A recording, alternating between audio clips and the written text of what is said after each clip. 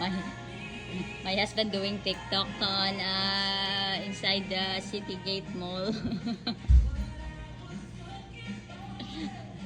I think he is happy because he's having chicken wings and pork ribs today, and he want to buy a oyster sauce. His favorite. Are you a crazy puggle? Basta mayroon yan siyang oyster sauce, happy na yan. Yep. Basta may kalabasa na yan. Done? No? Yeah, I'm done. This is not oyster sauce. This is for marinade. Find a oyster.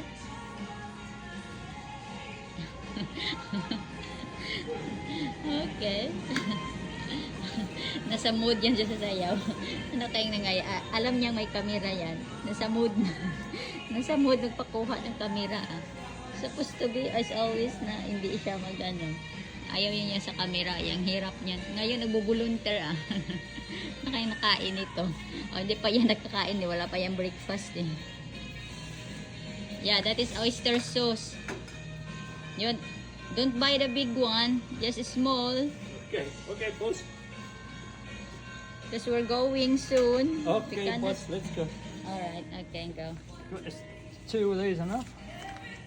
We've got 2 lots of ribs. Maybe we'll get a couple more of these ones.